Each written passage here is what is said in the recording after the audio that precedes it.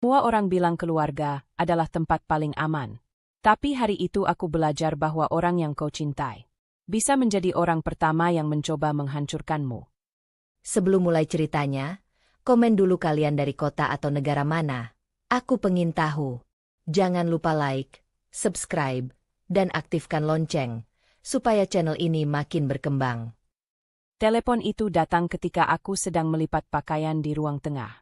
Suaranya tenang, resmi, dan singkat, menginformasikan bahwa proses administratif peninggalan ayah akhirnya selesai.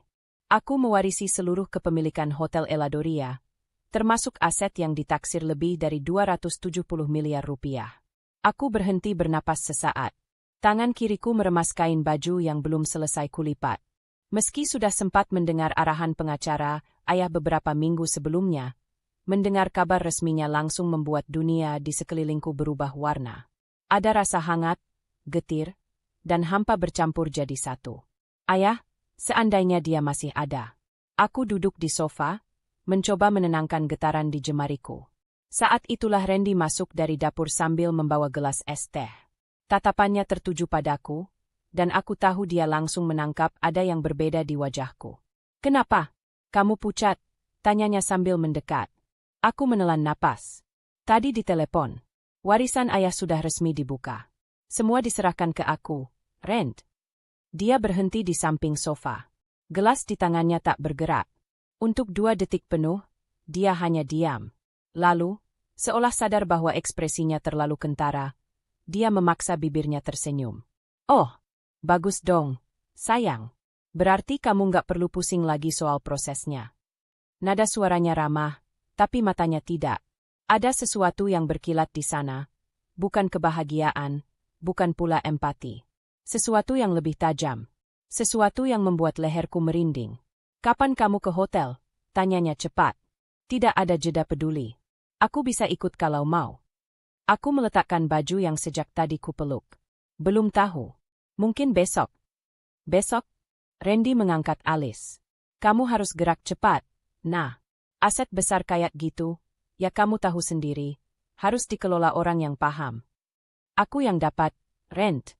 Aku yang bertanggung jawab." Dia tersenyum tipis, seperti menertawakanku dalam hati. "Iya, maksudku aku bisa bantu. Kita kan suami istri." Nada itu membuat jantungku menegang. Suami istri, iya.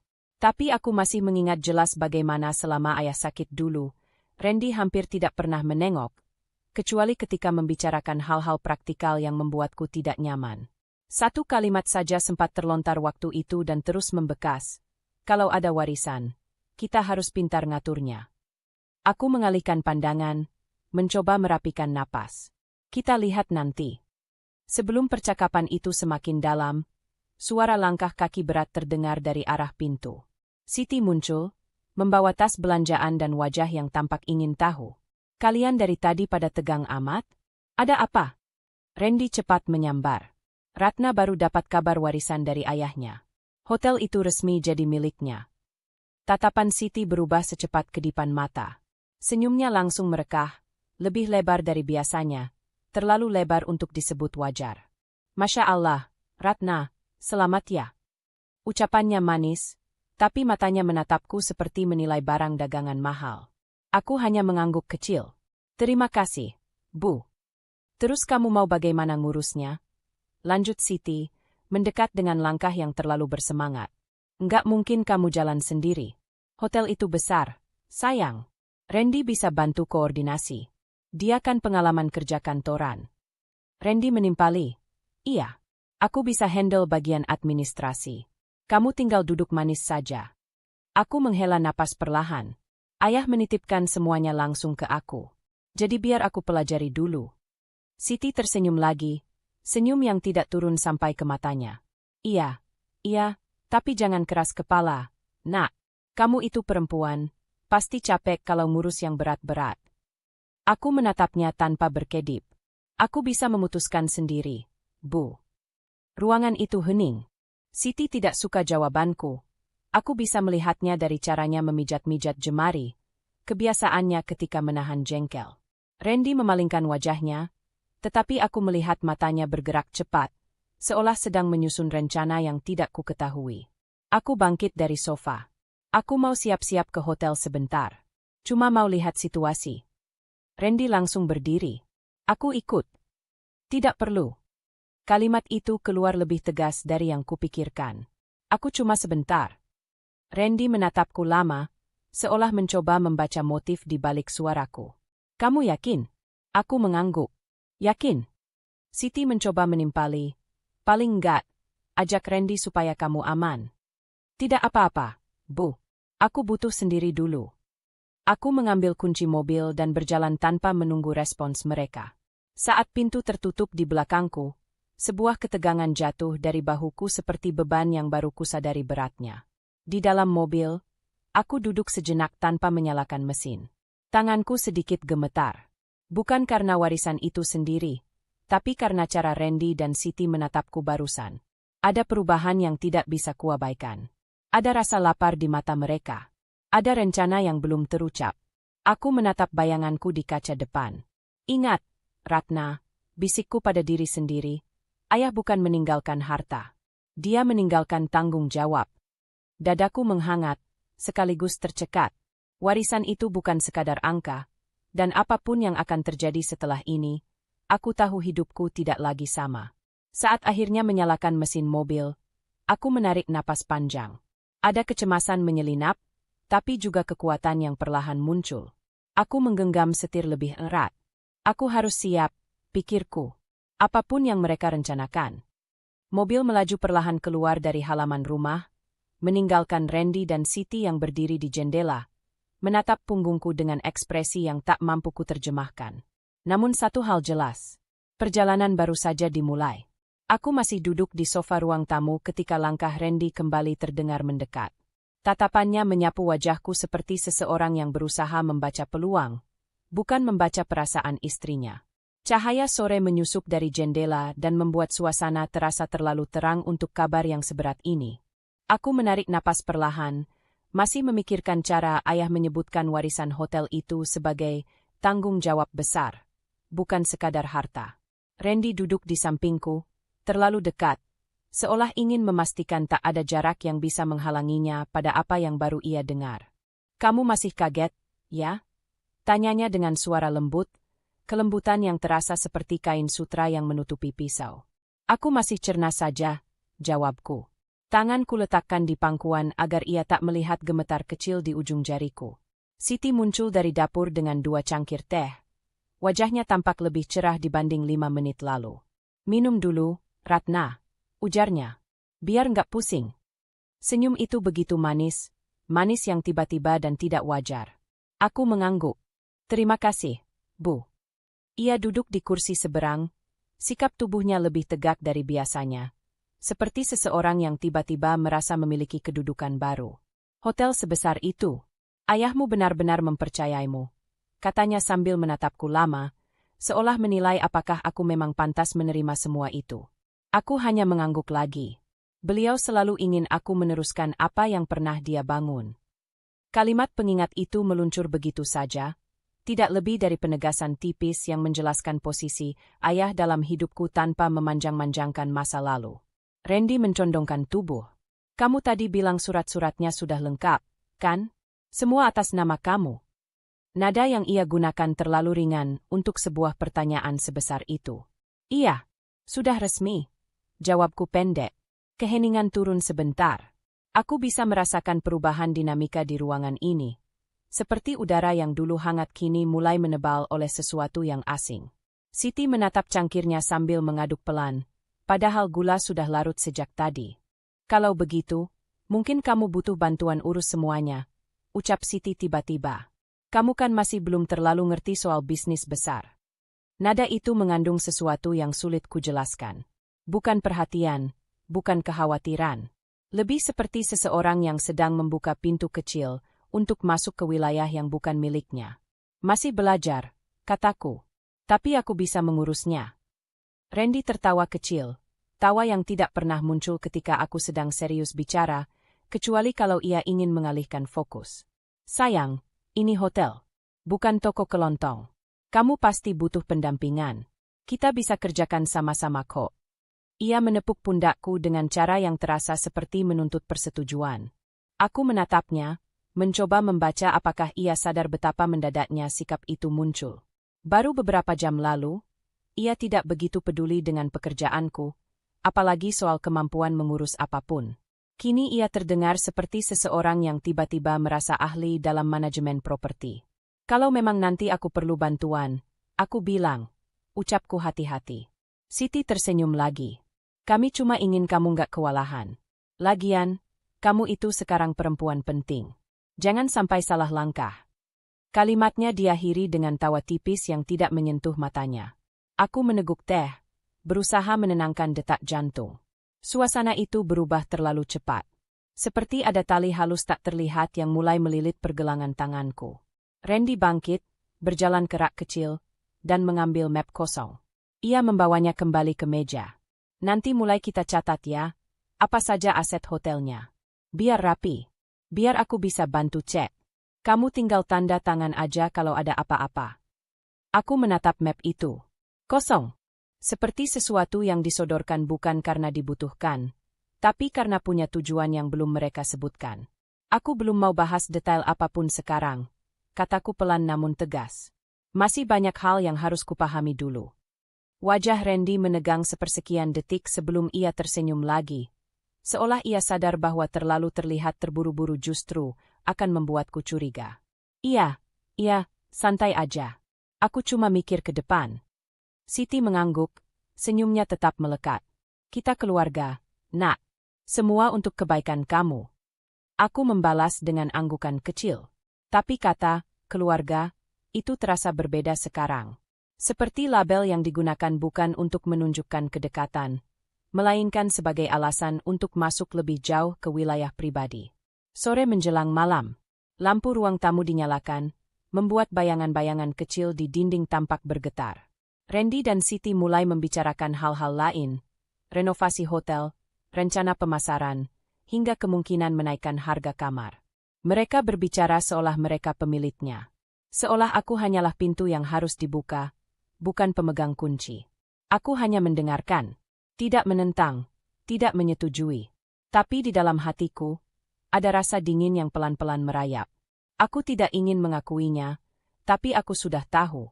Sesuatu di antara kami sudah berubah sejak warisan itu muncul.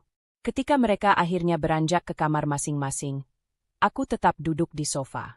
Ruangan yang tadinya terasa biasa saja kini tampak seperti panggung tempat sandiwara baru dimulai. Aku meremas jemariku, mencoba menenangkan gelombang kecil di dadaku. Senyum-senyum yang kuterima hari ini terasa seperti topeng yang terlalu rapat dipakai, hingga aku bisa melihat bagian tepinya terangkat. Ada sesuatu yang akan datang. Sesuatu yang mungkin lebih besar dari sekadar warisan. Dan aku bisa merasakannya, perlahan, seperti udara yang makin padat sebelum badai. Aku menatap pintu kamar yang baru saja tertutup, dan rasa gelisah itu semakin jelas. Senyum mereka hari ini, terlalu manis, terlalu cepat, terlalu palsu, menggema di kepalaku. Malam itu aku belum bisa tidur. Lampu kamarku padamkan, tapi pikiranku tetap menyalakan kembali semua percakapan sore tadi. Senyum palsu, map kosong, dan sikap Randy yang terlalu bersemangat seolah hotel itu sudah menjadi miliknya. Aku memutar tubuh di tempat tidur, namun rasa tidak nyaman itu masih menempel seperti bayangan yang enggan pergi. Sejak menerima warisan dari ayah, perubahan Randy terasa terlalu cepat, terlalu jelas. Itu saja sudah cukup membuatku waspada. Aku bangun dan berjalan pelan menuju ruang keluarga. Rumah terasa lebih dingin dari biasanya, padahal malam tidak begitu berangin. Mungkin karena pikiranku terus mengulang satu kalimat dari ayah. Harta besar bukan hanya amanah, tapi juga ujian. Waktu itu aku menganggapnya hanya pesan biasa. Tapi sekarang, kata-kata itu seperti lampu peringatan kecil di benakku. Saat aku tiba di ruang tengah, aku melihat sesuatu yang tak berada di tempatnya. Map coklat yang tadi sore Randy sodorkan, yang katanya untuk mencatat aset hotel, tergeletak di meja, sedikit terbuka. Randy biasanya sangat rapi dengan barang-barang seperti ini. Ia tipe yang menutup map sampai benar-benar rapat. Karena itu, keteteran kecil di pinggir map itu terlihat aneh.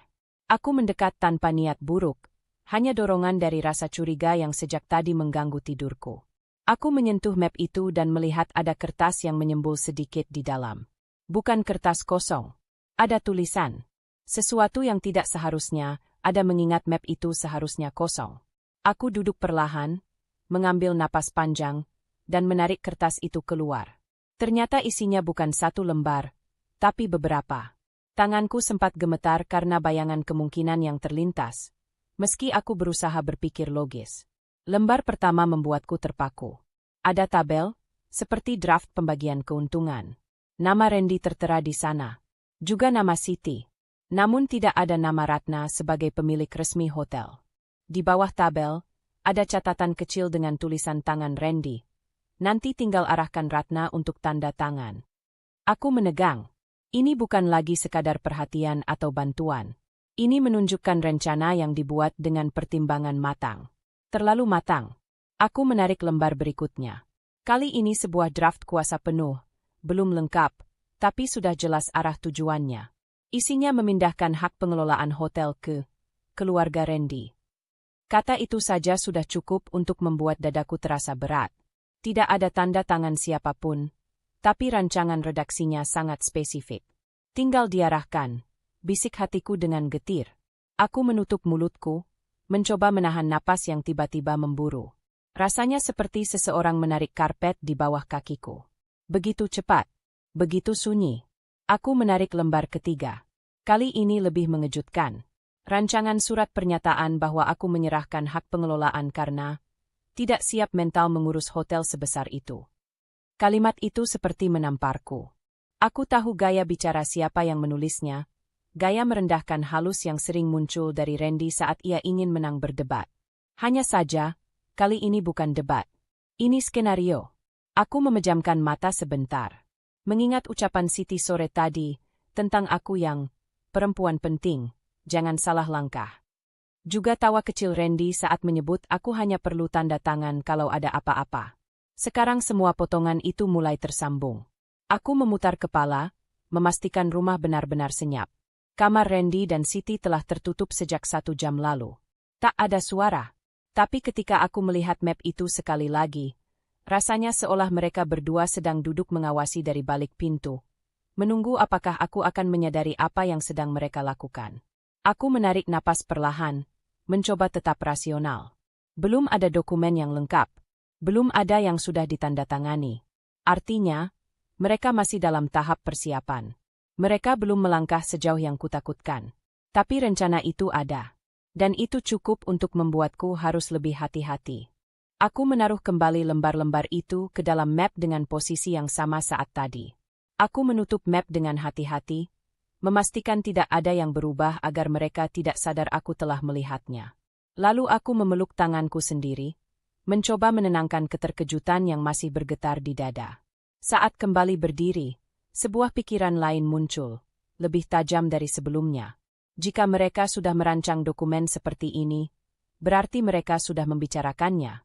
Mereka sudah duduk bersama, mungkin saat aku sedang mandi atau saat aku sedang menerima kabar telepon dari notaris. Mereka merencanakan, mendiskusikan, dan menyusun draft itu tanpa aku tahu apapun. Dan itu artinya, yang berubah bukan hanya sikap mereka. Yang berubah adalah niat mereka. Aku berjalan menuju dapur untuk minum. Tapi ketika memegang gelas, jariku masih gemetar. Tidak karena takut berlebihan, tapi karena kesadaran baru yang menggigit seperti udara dingin. Warisan ini bukan hanya membuat mereka berbeda. Warisan ini membuka pintu bagi ambisi yang selama ini mungkin tidak pernah terlihat. Atau, mungkin selama ini aku tidak pernah cukup memperhatikan. Saat aku kembali ke kamar, aku berhenti di ambang pintu. Ada sesuatu yang menusuk dari kesunyian rumah ini. Bukan suara, bukan bayangan, tapi ancaman pertama. Bukan ancaman besar, bukan kekerasan, bukan teriakan. Justru sebaliknya, ancaman yang datang dalam bentuk kertas, tinta, dan rencana yang ditulis dengan huruf rapi. Aku tahu mulai malam ini, aku tidak bisa lagi menganggap semuanya baik-baik saja. Ada sesuatu yang sedang bergerak pelan, dan arahnya menuju hidupku. Pagi datang tanpa rasa tenang. Ketika membuka mata, pikiranku langsung kembali pada dokumen-dokumen yang kutemukan semalam, draft kuasa, catatan pembagian keuntungan, dan tulisan tangan Randy yang mengatakan, tinggal arahkan Ratna untuk tanda tangan. Dua kalimat itu terus mengiringi langkahku ke kamar mandi, mengingatkanku bahwa perubahan sikap mereka bukan hanya firasat. Aku duduk di tepi tempat tidur, memegang ponsel sambil menimbang langkah apa yang harus kuambil. Tidak mungkin aku membiarkan Randy dan Siti mengatur hidupku begitu saja. Ayah pasti ingin aku menjaga apa yang ia percayakan. Tapi aku tidak bisa melawan tanpa memahami hukum. Dan aku tidak boleh membuat gerakan yang membuat mereka curiga. Akhirnya aku membuka kontak lama yang tidak pernah kusentuh. Nomor pengacara yang dulu bekerja bersama ayah. Tidak pernah dekat denganku. Tapi ia tahu semua tentang legalitas hotel. Ia tidak perlu muncul sebagai tokoh dalam hidupku. Cukup menjadi sumber informasi. Aku menekan tombol panggil dengan jantung berdegup pelan. Selamat pagi. Jawab suara laki-laki parubaya itu setelah beberapa dering.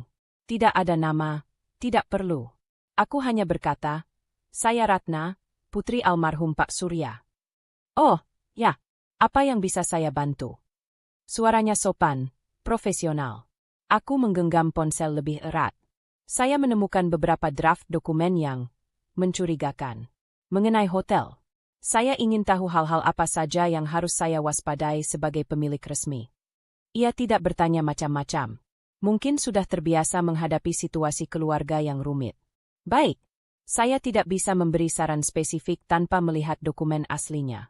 Tapi secara garis besar, sebagai pemilik penuh, tidak ada orang lain yang bisa mengambil alih tanpa tanda tangan Anda. Apapun yang mengatasnamakan kuasa harus diberikan Anda sendiri. Tidak ada jalan pintas. Ucapannya membuatku sedikit lega, tapi tidak sepenuhnya. Aku bertanya lagi, kalau ada pihak keluarga yang mencoba mendorong saya banyak tanda tangan, yang isinya mungkin mengalihkan hak. Jangan menandatangani apapun tanpa saya lihat dulu. Jawabnya cepat.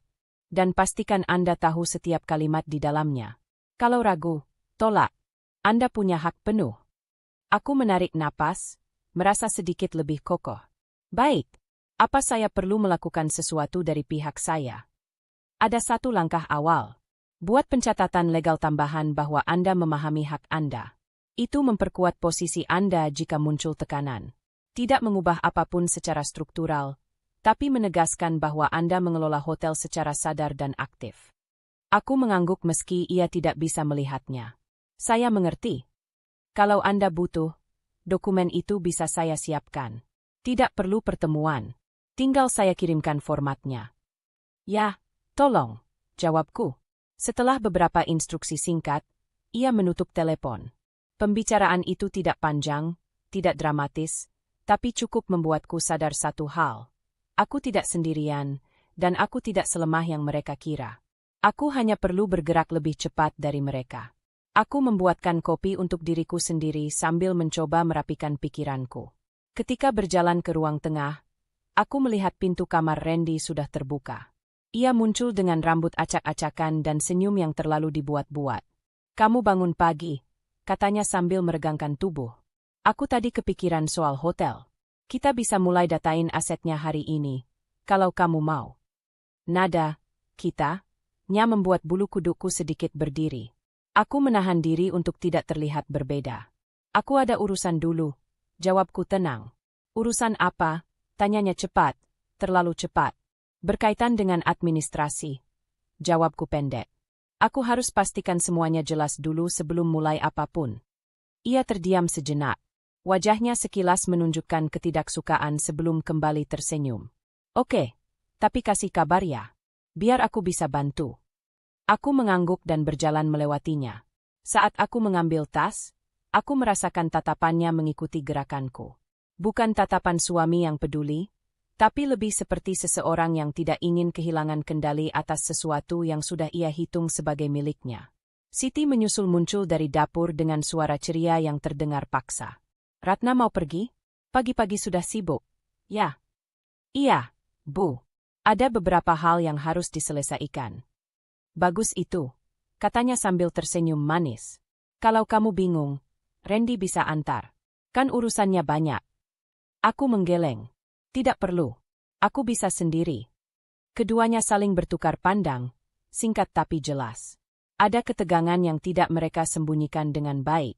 Dan untuk pertama kalinya, aku melihat sesuatu seperti kekecewaan kecil di mata Randy, seolah rencananya tertunda. Aku tidak menambah kata apapun.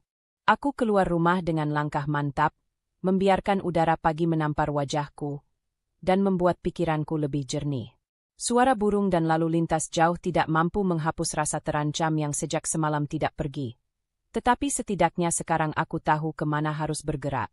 Beberapa menit kemudian, ponselku bergetar. Dokumen dari pengacara ayah sudah terkirim. Format yang sederhana, tapi penting. Pernyataan bahwa aku memahami seluruh hak dan keputusan pengelolaan hotel berada di tanganku sendiri. Aku membacanya perlahan. Setiap kalimat seperti menegaskan kembali diriku, meneguhkan garis batas antara hakku dan ambisi orang lain. Tanpa menunggu lama, aku langsung menandatanganinya secara digital lalu mengirimkannya kembali. Rasanya seperti menarik nafas panjang setelah lama menyelam. Aku berhenti di tepi trotoar, memejamkan mata sesaat. Bukan untuk meratapi keadaan, tapi untuk mengukuhkan keputusan baru dalam diriku. Malam tadi aku takut, tapi pagi ini, aku mulai melangkah. Mungkin kecil, mungkin belum cukup untuk menghentikan apapun. Namun langkah pertahanan pertama ini adalah tanda bahwa aku tidak akan membiarkan siapapun mengambil milik ayah atau hidupku. Dan untuk pertama kalinya sejak menerima kabar warisan itu, aku merasa sedikit lebih kuat daripada ketakutan yang ingin mengurungku. Tekanan itu mulai terasa sejak pagi. Aku baru saja meletakkan tas di meja ketika Randy muncul dari kamar. Rambut sudah tersisir rapi, kemeja polos, dan wajah yang terlalu siap untuk sebuah hari yang belum dimulai. Senyumnya kecil, tapi matanya tidak tersenyum. "Kamu udah selesai urusan administrasinya, kan?" Tanyanya langsung, tanpa basa-basi. Aku menatapnya sebentar. Sudah ada beberapa langkah awal. Jawaban itu kuberi tanpa menjelaskan apapun. 2 kalimat itu cukup sebagai pengingat untuk diriku. Aku sudah mulai melindungi diriku, dan mereka tidak boleh tahu detailnya. Siti keluar dari dapur membawa piring berisi roti. "Bagus kalau sudah beres," katanya sambil menaruh piring di meja. "Soalnya ada yang perlu kamu tanda tangani. Biar semuanya lancar." Nada suaranya dibuat terdengar ringan, namun rasanya seperti perangkap yang diselimuti gula. "Apa yang perlu aku tanda tangani?" Tanyaku tenang. Randy mengambil map yang sama dengan dokumen mencurigakan semalam, tapi kini terlihat lebih penuh. "Ini cuma pernyataan singkat bahwa kamu setuju dibantu pengelolaannya. Biar kalau nanti ada apa-apa, semua jelas." Map itu disodorkan ke arahku. Tangannya mantap, seolah yakin aku akan menerimanya begitu saja. Aku tidak menyentuhnya. "Boleh aku baca dulu?" "Tentu." Randy tersenyum. "Tapi nggak panjang kok. 1 halaman aja. Formalitas." Aku tahu cara Randy berbicara ketika dia menyembunyikan sesuatu. Terlalu lancar, terlalu cepat, terlalu berlebihan dalam menenangkan. Aku menarik napas, lalu mengambil map itu perlahan. Siti duduk, memperhatikanku dengan tatapan yang tidak bisa kubaca penuh. Tapi jelas bukan tatapan ibu mertua yang santai. Aku membuka halaman pertama. Benar, hanya 1 lembar. Tapi isinya bukan formalitas. Isinya justru memberi Randy hak bertindak atas nama, keluarga, jika aku dianggap tidak mampu mengurus manajemen besar. Kata keluarga itu membuat dadaku mengeras. Mereka benar-benar ingin membuat celah kecil untuk mengambil alih. Aku menutup map itu tanpa ekspresi. "Ada yang aneh?" tanya Siti dengan suara lembut, tapi aku bisa mendengar ketegangan di dalamnya. "Ini terlalu luas," jawabku. "Luas bagaimana?" Randy mendekat. "Itu cuma supaya kamu nggak perlu ribet. Kamu kan bilang butuh waktu belajar." Itu kalimat yang ia gunakan malam itu. Pengingat samar yang kembali menohok. Mereka sudah mempersiapkan semuanya dengan pola yang sama. Aku tidak bilang aku tidak bisa. Suaraku tenang, tapi hatiku berdebar. Randy tertawa kecil, tawa yang tidak pernah benar-benar lucu. "Sayang, kamu itu nggak terbiasa urus bisnis. Aku cuma bantu. Kita ini tim." "Tim," kata yang bagus jika niatnya baik. Tapi kali ini rasanya seperti tali yang ingin mengikat. "Setidaknya, baca dulu baik-baik." Siti menimpali. "Jangan curiga sama keluarga sendiri." Ada tekanan terselubung yang membuat ruangan terasa lebih sempit. Aku membuka map itu lagi, membacanya lebih lambat. Setiap kalimat disusun dengan nada manis tapi berbahaya. Tidak ada klausul eksplisit yang mencurigakan, tapi cukup samar untuk memberi celah jika nanti diputarbalikkan. Ini perlu aku bawa dulu, kataku. Randy langsung menggeleng. Nggak usah dibawa. Tanda tangan aja sekarang, biar selesai. Kamu kan bisa baca di sini. Suaranya berubah. Masih lembut, tapi kini terdengar perintah, bukan tawaran. Kalau kamu bawa keluar, nanti malah bingung sendiri. Tambah Siti. Tanyakan ke kami saja kalau ada yang kurang jelas. Itulah jebakannya. Mereka ingin aku tetap dalam lingkaran pengawasan. Aku menutup map itu dan meletakkannya di meja. Aku tetap harus mempelajarinya. Randy menatapku lama. Ada sesuatu yang berubah di wajahnya. Ketidaksabaran yang selama ini ia sembunyikan mulai muncul ke permukaan. Ratna, katanya perlahan, kamu harus percaya sama kami. Aku percaya, jawabku. Tapi bukan berarti aku menandatangani sesuatu tanpa memahami konsekuensinya. Kamu lebay banget, desisnya, senyum tipis menghilang. Ini cuma kertas biasa. Kalau cuma kertas biasa, kenapa kamu memaksa aku tanda tangan sekarang? Tanyaku balik. Keheningan turun. Siti langsung berdiri, mendekat, dan menempatkan diri di samping Randy seperti penguat. Kami melakukan ini demi kamu, katanya. Biar kamu nggak salah jalan. Kamu itu perempuan. Tekanan bisnis besar bisa bikin stres. Kita cuma mau jagain kamu. Kata, perempuan, itu menamparku. Nada merendahkan itu benar-benar keluar. Aku tidak perlu dijagain dengan cara seperti ini, jawabku perlahan. Randy menggeser map lebih dekat kepadaku. Tanda tangan. Itu bukan lagi ajakan. Itu perintah yang telanjang. Dadaku mengeras. Tangan dingin. Tapi pikiranku justru terasa sangat jernih. Semua kecurigaan kemarin, semua dokumen yang kulihat, semua ekspresi yang berubah sejak kabar warisan itu. Sekarang semuanya berkumpul menjadi satu kesimpulan. Ada garis yang harus kutarik hari ini. Tidak, kataku. Bukan pelan. Tidak gemetar. Tidak menunduk. Siti terbelalak. Randy terpaku seperti tidak percaya aku berani menolak. Aku melanjutkan. Aku tidak akan menandatangani apapun tanpa analisa. Kalau kalian benar-benar ingin membantu, kalian tidak perlu memaksa. Randy mengepal tangan, tapi ia mencoba menahan diri. Ratna, jangan bikin ribut. Aku tidak bikin ribut, ucapku tegas. Aku hanya menjaga hakku. Keheningan yang turun kali ini lebih berat. Mereka tidak menyangka penolakanku akan seterang ini. Tidak setajam ini. Dan aku sadar, tepat di detik itu, bahwa keputusan ini mungkin akan membuka babak baru dalam pertarungan halus yang sedang berlangsung. Tapi itu tidak membuatku mundur. Untuk pertama kalinya, aku berdiri bukan sekadar bertahan. Aku menolak. Dan kali ini, mereka mendengarnya jelas.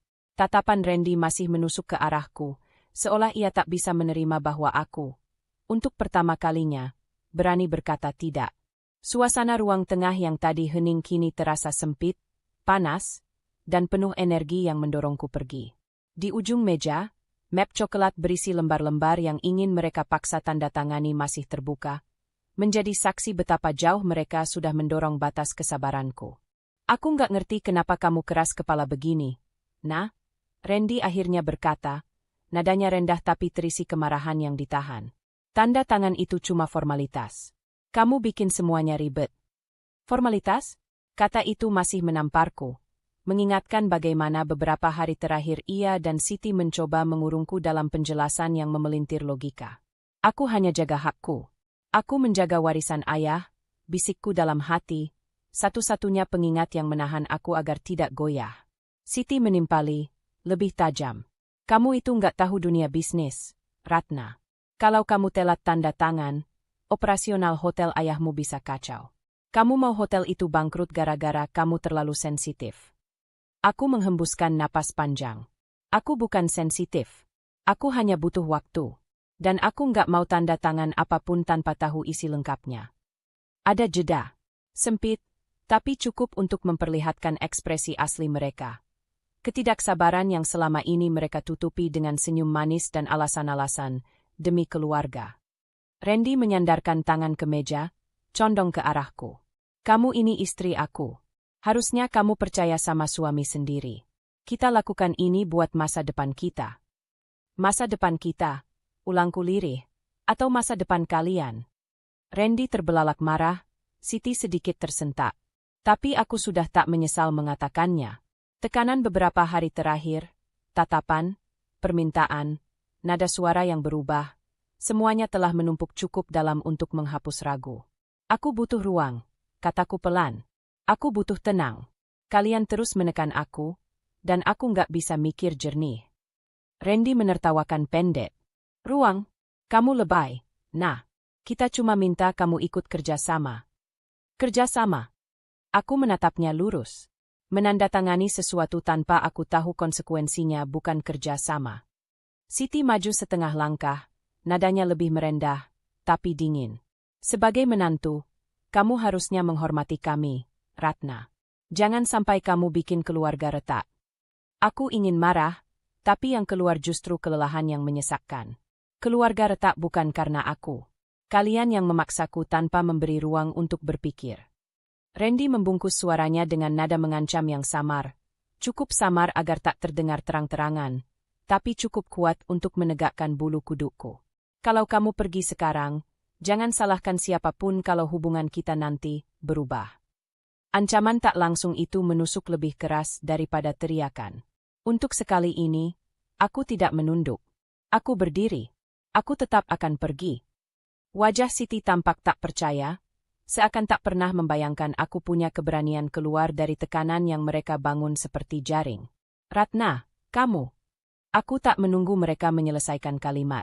Aku mengambil tas kecilku dari sofa, tas yang sejak beberapa hari lalu selalu kusimpan penuh dokumen fotokopi yang membuatku merasa sedikit lebih aman. Setidaknya, aku tak sepenuhnya buta sekarang. Beberapa halaman yang kuambil saat mereka lengah masih tersimpan di dalamnya, menjadi petunjuk pertama untuk membaca niat tersembunyi mereka. Randy mengikuti langkahku sampai pintu. Kamu mau kemana? Menjauh, jawabku singkat. Ratna, nada itu bukan panggilan, tapi peringatan. Aku berhenti sejenak di ambang pintu. Sekali lagi, perasaan pahit mengalir. Rumah ini seharusnya tempatku pulang, tapi sekarang hanya membuat napasku pendek. Aku pergi supaya aku bisa berpikir. Kalau aku tetap di sini, kalian gak akan berhenti menekan. Ini rumahmu. Pinta Randy, tapi terdengar lebih seperti klaim, bukan kepedulian. Aku menoleh sedikit. Ya, rumahku.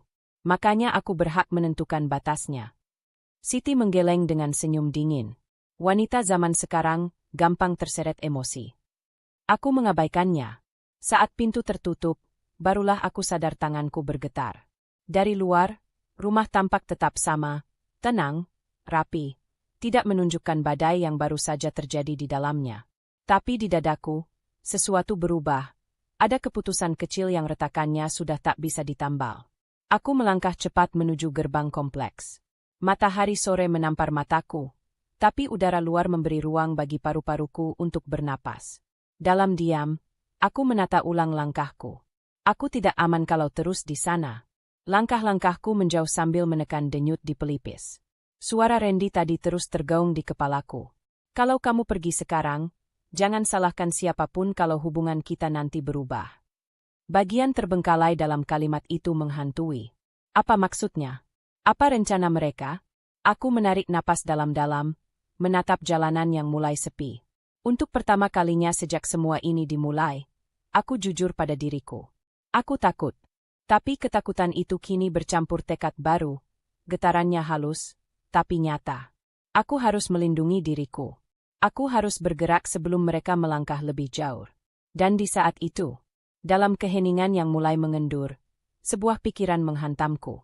Apapun yang mereka rencanakan, aku mungkin sudah terlambat menyadarinya.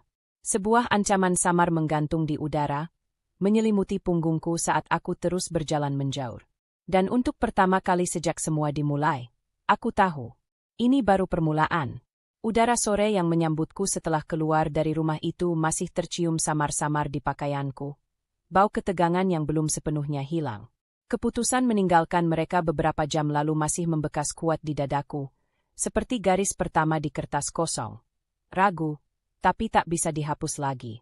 Aku harus menjauh, pikirku, mengulang alasan yang membuatku berani melangkah keluar dari tekanan yang hampir mematahkan pikiranku. Sekarang aku duduk di lobi hotel peninggalan ayah, tempat terakhir yang bisa membuatku merasa aman.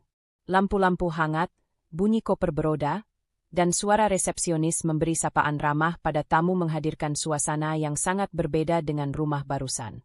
Di sini, aku tidak ditekan. Di sini, aku bisa bernapas.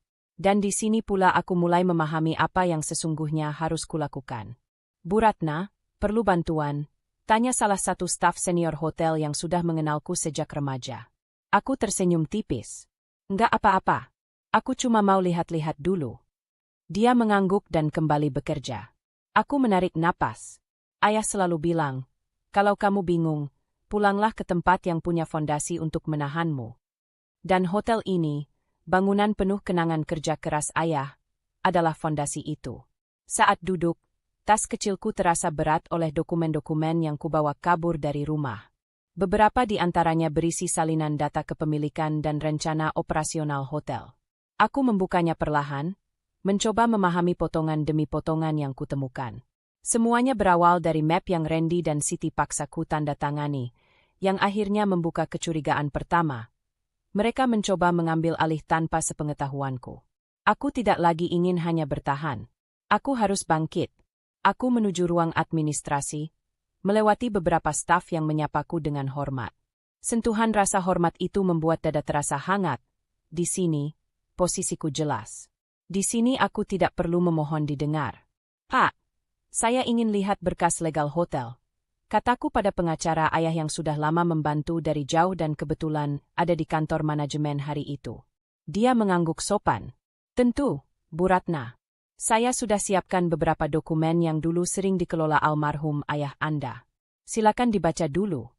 Dia memberiku berkas tanpa banyak bicara, tanpa penghakiman, tanpa pertanyaan. Hanya profesionalisme. Itu saja sudah membuatku hampir ingin menangis lega. Aku duduk dan mulai memeriksa lembar demi lembar. Keringat dingin mengalir halus di tengkukku saat menyadari betapa rapuh posisiku jika aku tetap percaya buta. Kalau tadi aku tanda tangan, semuanya bisa hilang. Pikiran itu menonjokku keras, tapi juga memberi kekuatan baru. Bu Ratna, mau saya jelaskan bagian mana dulu? Tanya pengacara ayah. Aku menggeleng. Saya mau belajar. Biar saya baca pelan-pelan dulu. Dia tersenyum kecil. Ayah Anda pasti bangga melihat Anda mulai terlibat. Kalimat itu menghentikan napasku sementara. Ya, ayah pasti ingin aku melindungi apa yang ditinggalkannya dengan cara terhormat, bukan terjebak dalam manipulasi yang hampir merenggut kendaliku sendiri. Selama beberapa jam aku membaca, mencatat, dan bertanya. Dan sesuatu dalam diriku mulai berubah. Dulu, aku selalu berpikir mengurus hotel adalah urusan Randy karena dia lebih mengerti. Tapi sekarang aku tahu. Itu hanya persepsi yang disuntikkan pelan-pelan agar aku melepaskan kendali. Ketika malam mendekati pukul 9, aku bangkit dari kursi. Ada rasa pegal, tapi juga terang. Untuk pertama kalinya sejak semua terjadi, kepalaku terasa jernih. Aku menatap layar komputer berisi laporan. Angka-angka yang dulu membingungkan, kini mulai kupahami. Ini bukan sekadar hotel. Ini kehormatanku. Ini warisan ayah. Ini hakku. Aku menutup laptop dengan mantap. Pak, saya mau minta satu hal. Apa itu? Tolong siapkan langkah untuk memperkuat semua dokumen kepemilikan. Saya nggak mau ada celah sedikit pun. Dan mulai besok, saya mau belajar urus semuanya.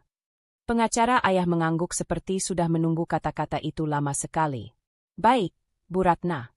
Kita bisa mulai dari audit internal dan pembekuan beberapa akses operasional sementara. Pembekuan akses. Kata itu berdenyut begitu kuat dalam pikiranku.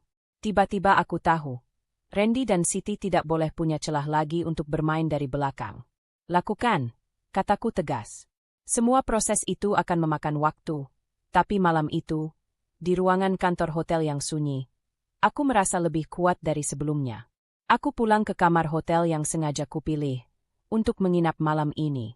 Setelah mandi, Aku duduk di tepi ranjang, memandang keluar jendela ke arah lampu kota.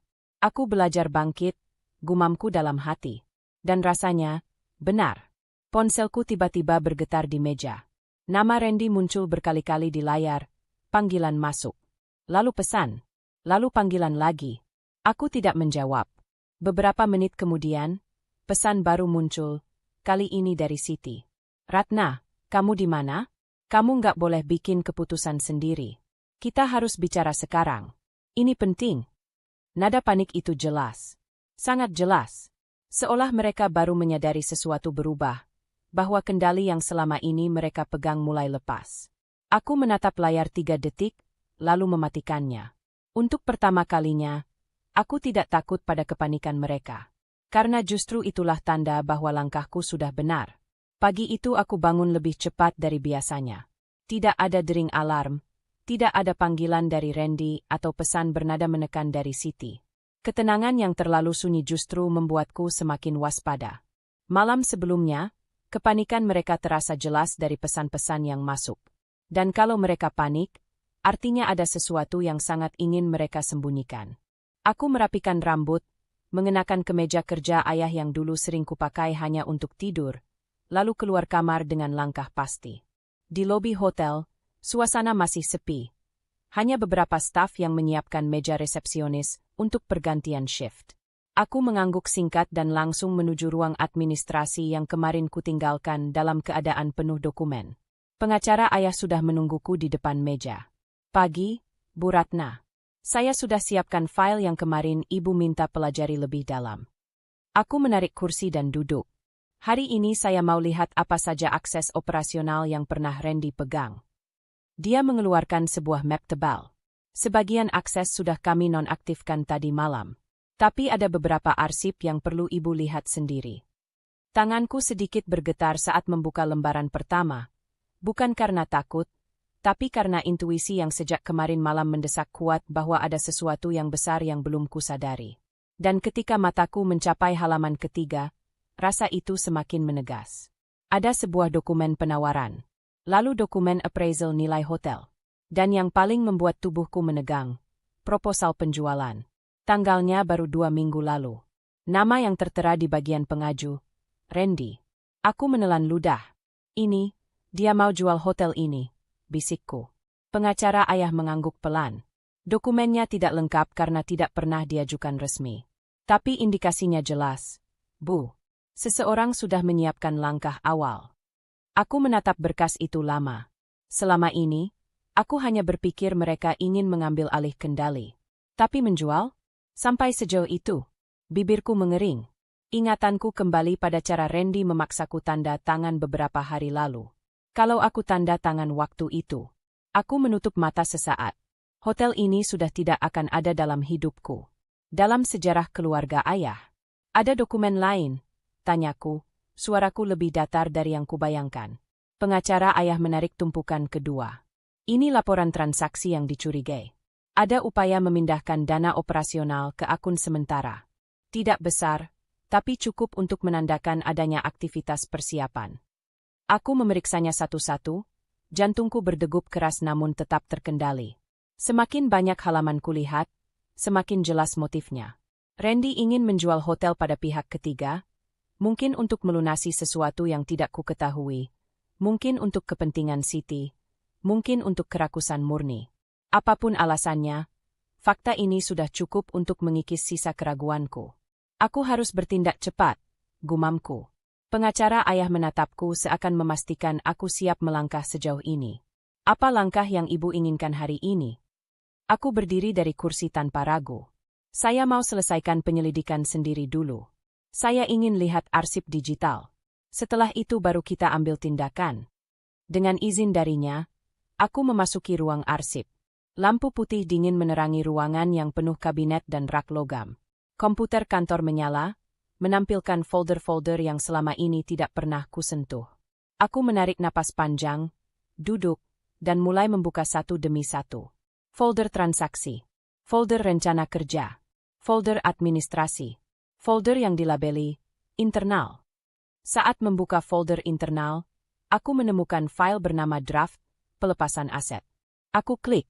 Sebuah dokumen panjang terbuka. Helaan napasku tertahan. Randy sudah menyiapkan draft perjanjian pelepasan hak milikku. Namaku tercantum jelas sebagai pihak yang menyetujui secara sadar. Draft itu hanya menunggu tanda tanganku untuk menjadi nyata. Tanganku mengepal pelan. Jadi selama ini bukan hanya manipulasi, tapi rencana penuh. Ada catatan kecil di bagian bawah. Untuk finalisasi, minta Siti pastikan Ratna dalam kondisi setuju. Jangan sampai ada saksi luar. Dadaku terasa panas. Selama ini mereka bukan hanya menekanku. Mereka mengatur. Mengatur emosiku. Mengatur situasiku. Mengatur reaksiku. Tapi aku tidak sedang menghadapi mereka dengan ketidaktahuan lagi. Aku menutup file dan bangkit dari kursi. Kakiku melangkah ke ruang pengacara ayah dengan tenang, tapi pikiranku sudah bergerak 1000 langkah ke depan. Pak, ucapku begitu masuk. Saya sudah lihat semuanya. Dia mengangguk seakan sudah menduga reaksiku. Apa keputusan Anda? Aku menarik napas, tidak gemetar, tidak ragu. Kita mulai pembekuan aset hari ini. Semua akses harus dialihkan sepenuhnya ke saya. Tidak boleh ada satu celah pun. Baik. Dia mengambil beberapa dokumen, bersiap mengeksekusi langkah itu. Tapi aku menambahkan, dan saya mau prosesnya cepat. Selesai sebelum mereka sempat bergerak. Bisa dilakukan. Di balik ketenangan ruangan itu, aku merasakan kekuatan baru mengalir dalam tubuhku. Bukan dari kemarahan, bukan dari ketakutan, tapi dari keyakinan. Aku akhirnya tahu persis apa yang kulawan. Dan saat tanda tanganku menempel di surat pembekuan aset pertama, aku tahu satu hal. Pertempuran sebenarnya baru saja dimulai. Teleponku terus bergetar sejak pagi, tetapi aku tidak mengangkatnya. Aku sudah menyelesaikan penandatanganan seluruh dokumen pembekuan akses, rekening operasional, hak pengelolaan, bahkan jalur komunikasi internal hotel. Semuanya kini berada di bawah kontrolku. Dan tepat setelah sistem memberlakukan pembekuan itu, aku tahu Randy akan bereaksi. Aku benar. Panggilan masuk muncul bertubi-tubi, hampir setiap 2 menit. Saat panggilan ke-18 masuk, aku mendesah panjang. Aku tahu pada titik tertentu aku harus menghadapinya, bukan menghindar. Menunduk pada rasa takut justru memberinya ruang untuk kembali mengaturku. Aku menekan tombol hijau. Ratna, kamu di mana? Suara Randy langsung meledak, tanpa jeda. Aku menegakkan dudukku. Aku lagi di hotel. Kamu ngapain di sana? Kenapa aksesku ke sistem manajemen tiba-tiba ditolak? Kenapa rekening operasional nggak bisa kubuka? Kamu bikin apa? Suaranya mengguncang speaker ponsel. Nada panik itu bukan kepedulian. Itu kemarahan seseorang yang kehilangan kendali. Aku cuma menjaga hakku. Jawabku pelan, tapi tidak gemetar. Tapi ini gila. Randy hampir berteriak. Hotel itu butuh yang paham cara urus. Kamu nggak ngerti apa-apa, tapi sok ngatur semua. Sejak kapan kamu merasa lebih pintar dari aku? Hah? Aku memejamkan mata sejenak, menahan aliran emosi yang menyerbu dadaku. Selama ini, kata-kata seperti itu sering diucapkannya, tapi dulu aku selalu mengalah. Sekarang, aku mendengarnya dengan mata yang sudah terbuka lebar. Aku sudah belajar, kataku. Dan aku tahu apa yang kamu lakukan di belakangku. Ada keheningan singkat di telepon. Lalu Randy tertawa, tawa pendek dan sinis. Belajar apa? Baca 2-3 dokumen langsung merasa jago? Kamu pikir kamu bisa jalanin hotel ini sendirian? Aku tidak sendirian. Dan aku tahu kamu menyiapkan draft penjualan hotel. Suaraku turun satu nada, lebih dingin. Aku sudah lihat semuanya. Kali ini heningnya lebih panjang. Aku bisa mendengar napasnya yang berat, tanda pikirannya cepat menyusun reaksi. Ratna, katanya akhirnya, suaranya berubah lembut tapi palsu. Kamu pasti salah baca. Itu cuma rencana cadangan. Aku melakukan itu untuk masa depan kita. Kamu tahu sendiri kondisi keuangan kita belakangan ini. Aku tahu kamu memindahkan dana operasional ke akun lain, potongku. Itu bukan demi masa depan kita. Mendengar itu, suaranya pecah. Kamu nggak ngerti, ya? Semua ini karena kamu. Karena kamu terlalu sibuk mikirin warisan itu daripada mikirin suamimu sendiri. Kamu berubah sejak terima hotel itu, Ratna. Kamu jadi sok penting. Sok penting. Aku mengulang dengan suara rendah. Ya, Randy tidak menahan diri lagi. Kamu kira kamu siapa? Tanpa aku, kamu nggak akan tahu apa-apa soal bisnis. Dan sekarang kamu malah balikin semua jasaku dengan ngerebut akses-akses yang harusnya juga punyaku. Kamu, hotel ini peninggalan ayahku. Aku memotongnya lagi, kali ini tanpa ragu. Aku berhak penuh, dan kamu tidak pernah punya hak atas itu. Bukan dulu, bukan sekarang. Ibu bilang kamu makin aneh. Katanya tiba-tiba, lebih emosional. Ibu bilang kamu mulai nyembunyiin sesuatu. Kamu bikin ibu sendiri kepikiran, Ratna. Kamu tega banget sama dia. Ada sengatan kecil di hatiku. Siti dulu sering kucoba hormati. Tapi aku tahu kalimat itu hanya dimainkan untuk membuatku merasa bersalah.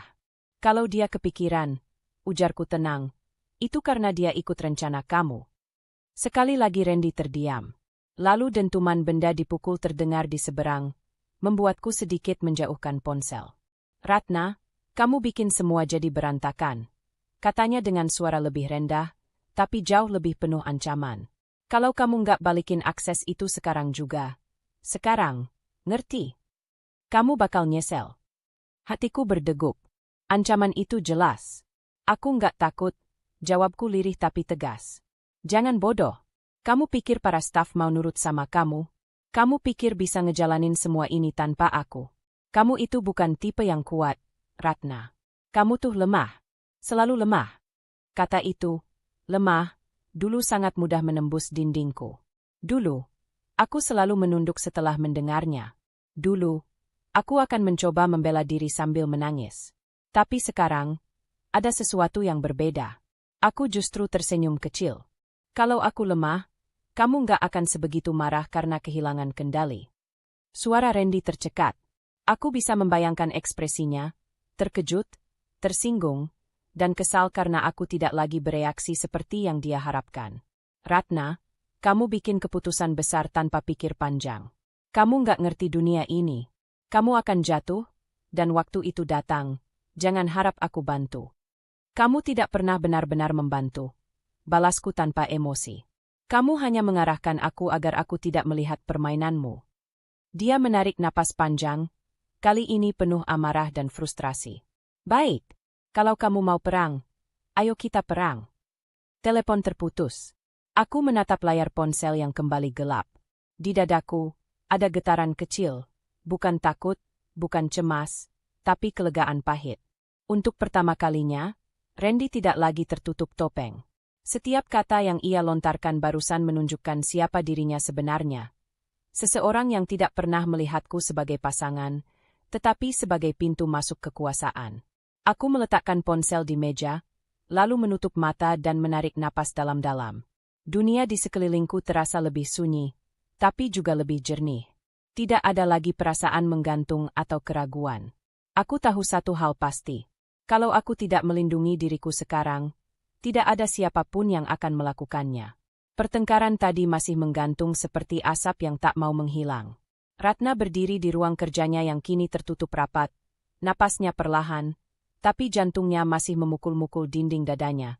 Bukan karena takut, melainkan karena keterkejutan yang mulai berubah menjadi kewaspadaan tajam. Randy barusan menunjukkan sisi yang selama ini ia coba abaikan. Kemarahan yang meledak tanpa kendali, kata-kata yang tak lagi menutupi maksud sebenarnya. Ratna memejam sebentar, mendengar kembali ucapan Randy yang sempat lolos di tengah amarahnya. Tanpa hotel itu, aku habis. Nah, kau tahu itu? Waktu itu Ratna hanya menatapnya diam, terlalu terpukul untuk menguraikan makna kalimat itu. Namun kini, setelah ruang kembali hening, kalimat itu terasa seperti pintu kecil yang perlahan membuka lorong gelap yang sejak lama ia curigai keberadaannya. Ratna menghela napas panjang. Jika ada sesuatu yang Randy sembunyikan, ia perlu menemukan jawabannya sendiri. Tanpa bantuan siapapun, tanpa didorong emosi, tanpa terburu-buru menyimpulkan. Ia duduk, membuka laptop, lalu mulai menelusuri arsip laporan keuangan terdahulu. Catatan yang selama ini jarang ia sentuh karena rasa percaya yang dulu begitu besar. Satu persatu folder terbuka. Satu persatu angka menatap balik. Dan semakin lama ia membaca, semakin jelas perasaan dingin itu merayap di tengkuknya. Beberapa transaksi mencurigakan mulai terlihat. Penarikan besar dalam jumlah berulang, semuanya atas nama usaha sampingan Randy yang ia klaim. Kecil saja, kok. Nah, Ratna mengingatnya, omongan santai itu kini terasa seperti belati yege dibungkus senyum. Ratna memperbesar tampilan dokumen berikutnya. Transfer ke rekening pribadi Randy. Jumlahnya tidak wajar. Lalu perubahan laporan yang disamarkan dengan istilah operasional. Diikuti catatan pembayaran, konsultan luar, yang tidak pernah benar-benar ada. Ratna menggigit bibir pelan. Semua pola ini tidak muncul tiba-tiba. Semua ini sudah berjalan lama. Hanya saja ia tak pernah menoleh ke arah yang tepat. Ia menyalakan lampu meja, merapikan rambutnya yang tergerai, dan kembali fokus. Tangannya bergerak stabil, dingin, tanpa tremor. Ada ketegasan baru yang menghuni tubuhnya. Bentuk awal pengkhianatan sudah terlihat. Sekarang ia butuh bukti pasti yang membuat semua keping bersambung. Ratna mengakses dokumen jaminan finansial Randy. Berlapis proteksi. Berulang kali dimodifikasi. Butuh waktu beberapa menit sampai ia berhasil membuka salah satu file bersimbol merah. File yang awalnya ia kira tidak penting. Folder itu tidak disamarkan dengan nama rumit, justru diberi nama paling polos. Pinjaman. Namun begitu ia klik, dada Ratna seperti ditarik ke bawah. Ada kontrak pinjaman bernominal besar. Nilainya bisa mengguncang hotel sampai berlutut jika dijadikan jaminan. Dan di bagian marin kanan bawah, tercetak jelas rencana perluasan jaminan dengan aset, hotel, yang seharusnya tak tersentuh. Nama Randy ada di sana. Tanda tangannya terlihat tergesa namun nyata. Dan di bagian catatan tambahan yang diketik kecil. Opsional, hotel, nilai tinggi, penyelesaian cepat. Ratna membeku. Tidak ada lagi ruang ragu. Tidak ada lagi bagian yang bisa ia bela. Randy bahkan tidak sekadar berniat. Ia hampir benar-benar mengeksekusi. Perlahan ia menutup file itu. Kursi berderit sedikit ketika ia menegakkan punggung. Jadi ini rencana terakhir yang ingin kamu lakukan. Gumamnya lirih. Bukan marah. Bukan kaget lagi. Lebih seperti seseorang yang akhirnya melihat wajah asli benda yang selama ini ia pegang terlalu dekat. Ia menyalakan lampu seluruh ruangan. Ada ketenangan yang rumit, tapi sangat jelas. Ratna mulai mencatat poin-poin. Mengunci akses seluruh akun bank bersama. Memperketat sistem laporan keuangan harian. Mencabut wewenang Randy secara legal berdasarkan klausul keselamatan aset. Mengaktifkan kontrol internal yang sebelumnya dormant. Menutup semua akses pengajuan jaminan dengan materai legalitas yang kini hanya ia yang memegang. Ia mengetik, menandatangani, mencetak, memindai, memasukkan kembali. Gerakannya cepat, rapi, dan tidak lagi mengandung keraguan lembek yang dulu mudah dimanipulasi. Sebagian proses memang memakan waktu, tapi Ratna lakukan tanpa suara, tanpa keluhan. Ini bukan balas dendam. Ini bukan emosi. Ini adalah penyelamatan. Ketika semua dokumen final tertata, Ratna menutup map coklat itu. Map yang kini menjadi simbol batas terakhir. Ia memandang pintu ruang kerjanya yang tertutup rapat. Di balik sana, Randy mungkin masih marah, mungkin masih mengumpat, mungkin masih mencoba mencari celah. Tapi kini celah itu sudah ditutup. Semua jalur hukum sudah ia kunci. Semua jendela aset sudah ia pasangi palang. Ratna berdiri, mengambil map, dan menarik napas panjang. Untuk pertama kalinya, ia benar-benar merasa kokoh. Tidak goyah. Tidak takut. Cukup. Katanya pelan namun tegas, hampir seperti janji pada dirinya sendiri. Ini pengkhianatan terakhir yang kubiarkan. Dengan langkah mantap, ia berjalan keluar ruangan. Bukan untuk menghadapi Randy, tetapi untuk memastikan bahwa ia tidak pernah lagi memberi seseorang kesempatan menghancurkan hidupnya dari dalam. Dan malam itu, Ratna resmi menutup semua celah hukum yang bisa dipakai Randy. Dengan tangan dingin dan hati yang akhirnya jernih, ia memastikan hotel yang diwariskan ayahnya tidak lagi berada di bawah ancaman siapapun. Termasuk lelaki yang pernah ia cintai. Ratna bangun lebih awal dari biasanya. Jam di dinding baru menunjukkan pukul 6 lewat sedikit. Namun pikirannya sudah terjaga penuh. Malam tadi ia tidur setelah menyelesaikan seluruh dokumen untuk mengunci akses Randy. Paginya ia bangun dengan keputusan baru, melangkah ke jalur hukum. Tidak ada lagi ruang ragu. Tidak ada lagi negosiasi yang bisa diselipkan lewat emosi. Yang tersisa sekarang hanyalah kebenaran dan keberanian untuk mengungkapkannya. Ratna berdiri di depan cermin. Tatapannya tenang, bukan dingin, tapi kuat. Ia merapikan kemejanya, mengikat rambut dengan kencang, dan menyiapkan map coklat yang berisi bukti transaksi, salinan kontrak pinjaman, serta rangkaian catatan yang ia susun sendiri. Setiap lembar itu bukan hanya dokumen. Itu adalah saksi perjalanan panjang dari kepercayaan yang disalahgunakan. Ruang kerja hotel menjadi tempat persiapan terakhir. Ratna duduk di meja sambil merapikan urutan dokumen. Melihatnya baris demi baris, ia memastikan tidak ada detail yang lolos. Ia membaca kembali halaman kontrak pinjaman yang mencantumkan hotel sebagai opsi jaminan. Ia menandai bagian tanda tangan Randy. Gesturnya kecil, namun makna hukumnya besar. Tangannya sempat berhenti sejenak. Ia menarik napas panjang, mencoba menetralkan sisa-sisa luka yang tiba-tiba kembali muncul. Ini bukan soal sakit hati, pikirnya. Ini soal melindungi apa yang seharusnya kulindungi sejak awal. Ratna menutup mapnya perlahan. Keputusan sudah diambil. Jalan sudah dibuka. Saat ia berdiri, asistennya mengetuk pintu dan berkata singkat, "Mobil sudah siap, Bu." Ratna mengangguk. Ia menggenggam map itu lebih erat, langkahnya teguh, dan dadanya tidak lagi terasa sesak. Gedung pengadilan tampak dingin dan ramai, tapi Ratna melangkah masuk tanpa goyah. Tidak ada keluarga yang mendampingi, tidak ada teman yang ia minta hadir. Ia ingin berdiri sendiri pada langkah pertama ini, persidangan awal yang menentukan arah kasus. Di ruang tunggu, Ratna duduk di kursi panjang. Map itu berada di pangkuannya, kedua tangannya bertumpu di atasnya. Kehadiran dokumen itu terasa seperti pegangan nyata atas hidup yang sedang ia pertahankan. Tak lama kemudian, Randy muncul dengan langkah tergesa. Wajahnya tampak tertekan. Bajunya rapi, tapi mata dan geraknya menunjukkan rasa panik yang tak ia sembunyikan dengan baik. Siti berjalan beberapa langkah di belakangnya, namun tak berani mendekat. Randy menatap Ratna dengan sorot campuran antara marah dan takut. "Nah, ini nggak perlu dibawa sejauh ini," ucapnya lirih, hampir seperti permohonan. Ratna menoleh perlahan. Tidak ada kebencian di sana. Hanya kedewasaan yang tumbuh paksa. "Aku hanya membuka apa yang seharusnya tidak kau tutupi," jawab Ratna tenang. "Jika memang tidak bersalah, kau tidak perlu takut." Randy terdiam. Kata itu, takut, seperti menampar keras sisi dirinya yang selama ini terbiasa mengontrol situasi.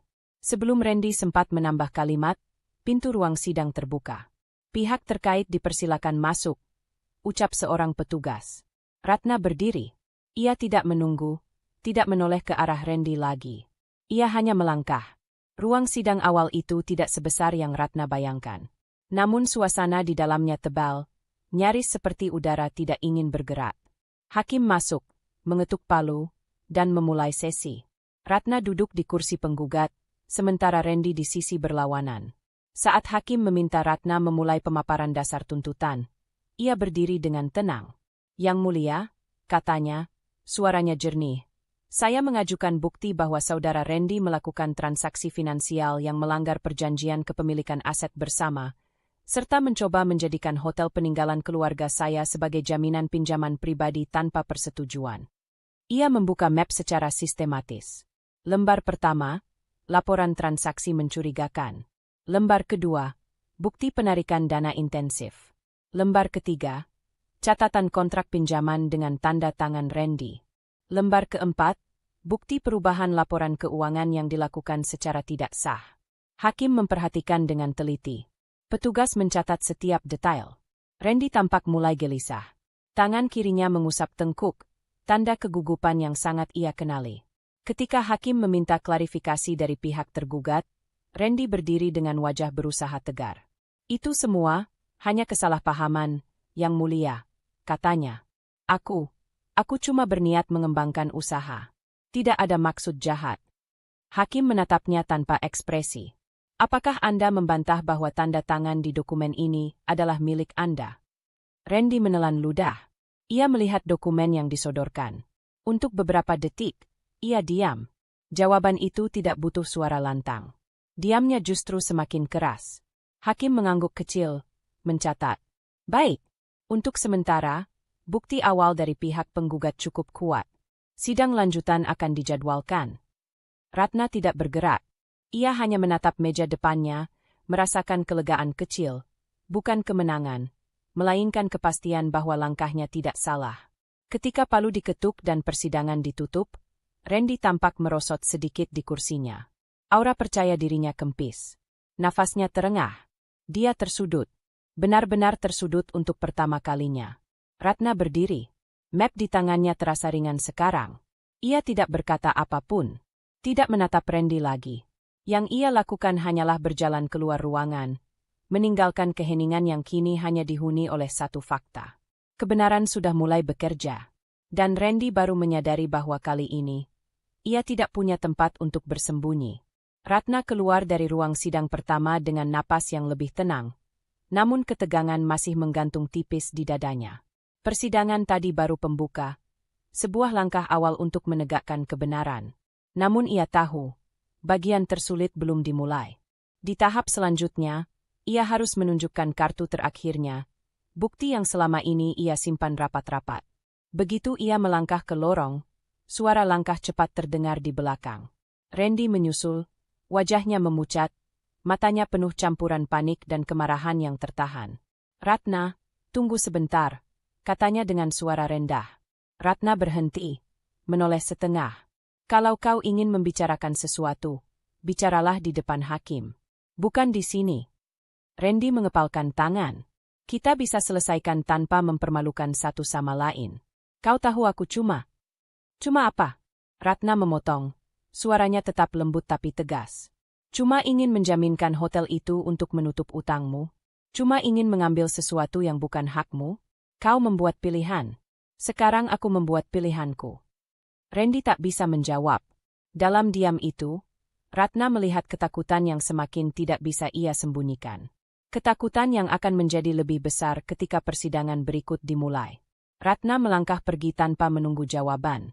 Sidang kedua dimulai 3 hari kemudian. Ruang yang sama, hakim yang sama, ketegangan yang sama, hanya emosi para pihak yang kini semakin mengeras. Ratna datang dengan map berbeda, lebih tebal, lebih berat, dan berisi sesuatu yang tidak pernah ia tunjukkan sebelumnya. Randy sudah duduk ketika Ratna masuk. Wajahnya tampak lelah, seolah 3 hari kemarin ia habiskan untuk mencari jalan keluar dan tidak menemukannya. Ketika mereka sama-sama duduk, hakim mengetuk palu sekali.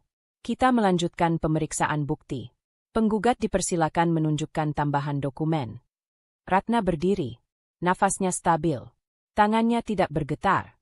Ia membuka map itu dengan gerakan terukur. "Yang Mulia, bukti sebelumnya menunjukkan adanya upaya penjaminan aset secara ilegal. Hari ini, saya membawa dokumen yang menunjukkan bahwa tindakan itu bukan impulsif, melainkan direncanakan jauh sebelum saya mengetahuinya." Randy sedikit bergerak di kursinya, tubuhnya menegang. Ratna mengeluarkan lembar pertama. Ini adalah laporan korespondensi keuangan yang menunjukkan pengajuan pinjaman oleh saudara Randy sejak 4 bulan lalu. Ia berjanji menggunakan aset hotel sebagai jaminan bila pencairan tahap kedua disetujui. Hakim menerima dokumen, membacanya pelan. Ekspresinya tidak berubah, namun matanya menajam. Ratna melanjutkan. "Lembar berikutnya adalah catatan perubahan struktural yang ia ajukan tanpa otorisasi saya. Dokumen ini ditemukan di berkas manajemen hotel." Ia menyodorkan lembar kedua. Randy semakin gelisah, bahunya naik turun, matanya menghindari tatapan siapapun. Dan lalu, Ratna mengeluarkan kartu terakhir itu. Lembar yang ia simpan hingga momen yang tepat. "Yang Mulia, ini bukti paling jelas." Ia mengangkat sebuah dokumen salinan digital yang sudah dicetak. Rekaman percakapan tertulis antara Randy dan pihak pemberi pinjaman. Di dalamnya, secara gamblang Randy menulis rencana menggunakan hotel sebagai jaminan, bahkan menuliskan kemungkinan memaksa Ratna menandatangani dokumen tertentu agar proses lebih cepat.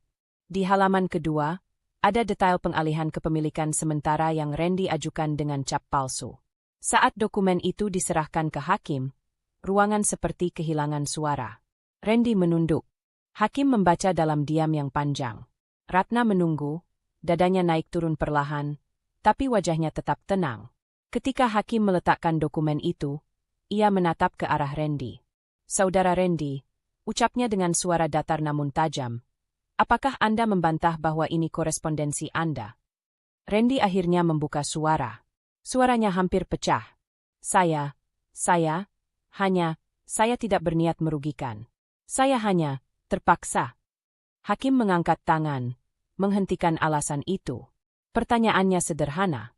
"Apakah dokumen ini milik Anda?" Hening kembali. Randy menutup mata, lalu mengangguk kecil. "Iya, itu saya." Ratna menatapnya untuk pertama kali sejak sidang dimulai. Bukan sebagai seseorang yang dikhianati, tapi sebagai seseorang yang akhirnya melihat kebenaran tanpa topeng. Hakim meletakkan kedua tangannya di meja. Berdasarkan bukti yang diajukan, serta pengakuan tergugat, pengadilan menganggap adanya risiko nyata terhadap aset yang dipersengketakan. Maka, demi menjaga stabilitas hukum dan mencegah kerugian lebih jauh, Ratna menahan napas. Hakim mengetuk palu. Pengadilan memutuskan pembekuan penuh atas seluruh aset yang berkaitan dengan hotel. Akses tergugat dibatasi sampai kasus selesai. Suara itu berdentang seperti bel yang menutup sebuah babak panjang. Tak keras, tapi bergema tepat di titik terdalam. Randy terkulai di kursinya, bahunya jatuh, wajahnya kosong, seolah seluruh rencana yang ia susun berbulan-bulan runtuh dalam satu ketukan palu. Ratna tidak tersenyum, tidak menang, tidak merayakan apapun. Ia hanya menghela napas pelan, merasakan sesuatu yang selama ini ia kehilangan, rasa aman. Hakim menutup sidang, dan semua orang mulai berdiri. Ratna menggenggam mapnya, lalu melangkah keluar ruangan dengan langkah yang lebih ringan dari sebelumnya. Hari itu ia tidak hanya menunjukkan bukti terakhirnya. Ia menunjukkan keberaniannya. Dan akhirnya, untuk pertama kalinya sejak semua ini dimulai, hotel itu, warisan ayahnya, bagian hidupnya, benar-benar berada dalam perlindungan hukum yang pasti. Langkah Ratna bergema lembut di lorong pengadilan yang mulai sepi. Putusan pembekuan penuh barusan masih hangat di telinganya, tegas, final, dan tak menyisakan celah apapun bagi Randy maupun Siti. Untuk pertama kalinya dalam berminggu-minggu, bahunya terasa lebih ringan. Namun ketenangan itu tidak bertahan lama, karena suara gaduh muncul dari ruang tunggu di ujung lorong. Ratna mengenali suara itu tanpa perlu melihat. Randy. Ia mendekat perlahan. Suara Randy terdengar pecah, bernada tinggi, dan penuh kepanikan yang tidak bisa ia sembunyikan. "Tidak mungkin. Tidak mungkin semuanya dibekukan," teriaknya, kursinya bergeser keras seolah ia baru saja berdiri dengan kasar. Hakim itu pasti salah baca.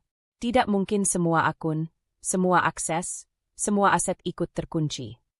Di sampingnya, Siti memegang tas erat-erat, wajahnya memucat, bibirnya bergetar ketika ia menunduk pada layar ponselnya. "Ren, ini benar.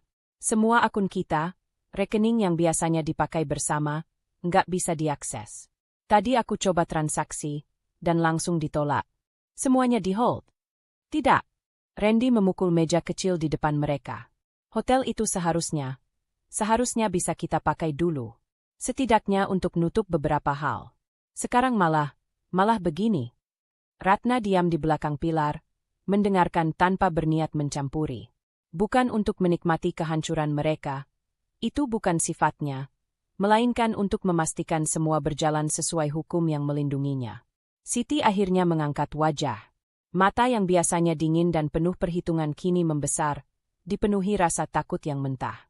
"Kita harus telepon orang itu, Ren, yang menjanjikan pinjaman itu. Kita bilang apa saja. Pokoknya." "Dan bilang apa?" Randy membentaknya, suara serak. "Bahwa aku sudah gagal total? Bahwa mereka tidak akan dapat sepeser pun jaminan? Kau mau kita dikejar dengan bunga keterlambatan? Kau pikir mereka itu lembaga resmi?" Siti terdiam. Tubuhnya serasa mengecil. Untuk pertama kalinya, Ratna melihat wanita itu menggigit bibir. Jari-jarinya gemetar hebat saat memegang ponsel. Randy mengacak rambutnya sendiri. Langkahnya mondar-mandir seolah mencari pintu keluar dari sebuah ruangan yang tidak memiliki pintu sama sekali. "Kita sudah menghitung semuanya, Bu. Semua. Tinggal sedikit lagi. Tinggal Ratna tanda tangan. Selesai." Kenapa dia harus mempersulit? Kenapa dia harus? Karena dia pemilik aslinya, Ren. Siti memotong pelan, suaranya sangat kecil. Kita yang memaksa.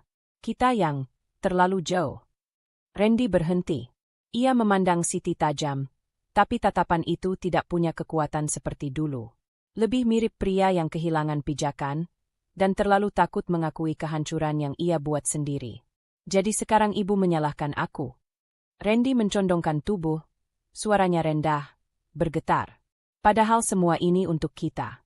Untuk masa depan kita. Kalau aku dapat akses itu, kalau hotel itu bisa dipakai jaminan, hidup kita berubah. Ya, jawab Siti lirih. Tapi bukan hak kita. Randy memejamkan mata. Bahunya turun kemudian naik lagi, napasnya berat dan kasar. Kalau begitu, kita benar-benar habis. Gumamnya akhirnya. Ia menjatuhkan diri ke kursi, wajahnya tertutup kedua tangan. Tak ada lagi nada marah, hanya kepanikan yang pecah perlahan. Siti duduk di sampingnya, tidak menyentuhnya, hanya menatap kosong ke lantai. Seakan seluruh rencana, seluruh harapan yang mereka bangun dengan rakus, runtuh begitu saja di hadapan mereka. Tiba-tiba Siti bersuara lagi, kali ini lebih putus asa. Ren, aku juga sudah pakai sebagian uangmu untuk bayar beberapa cicilan bulanan. Kita pikir bisa diganti kalau hotel itu cair. Sekarang, aku nggak tahu apa yang harus kita lakukan.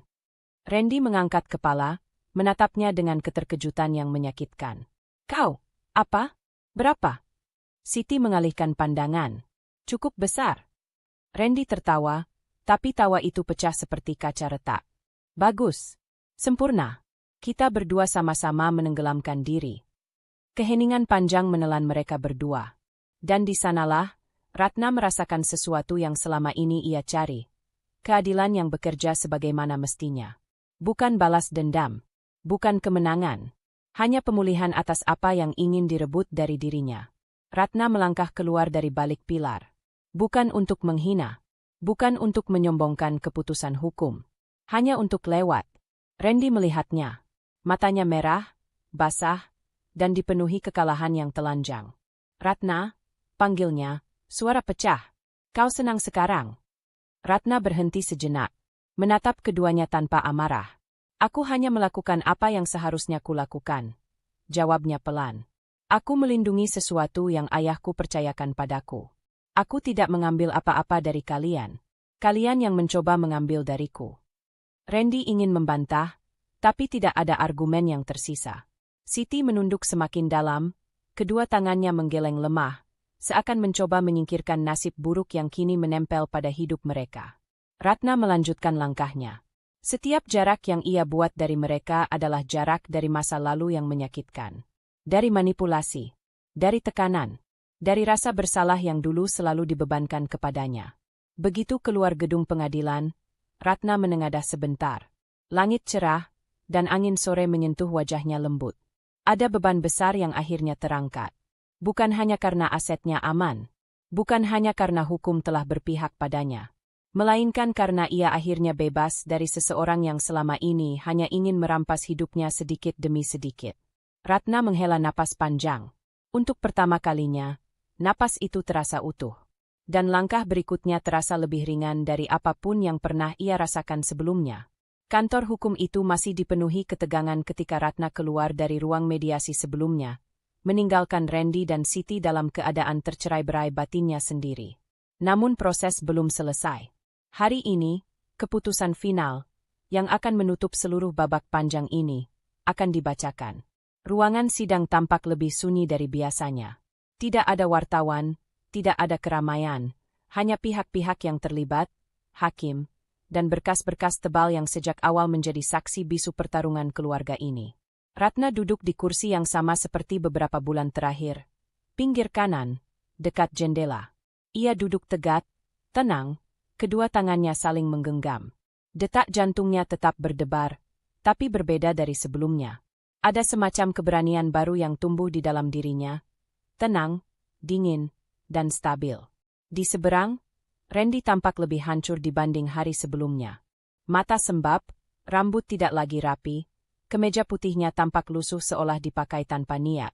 Siti duduk di sampingnya, wajahnya kaku, seperti seseorang yang sedang menahan napas terlalu lama. Ia tidak lagi bersikap sok percaya diri.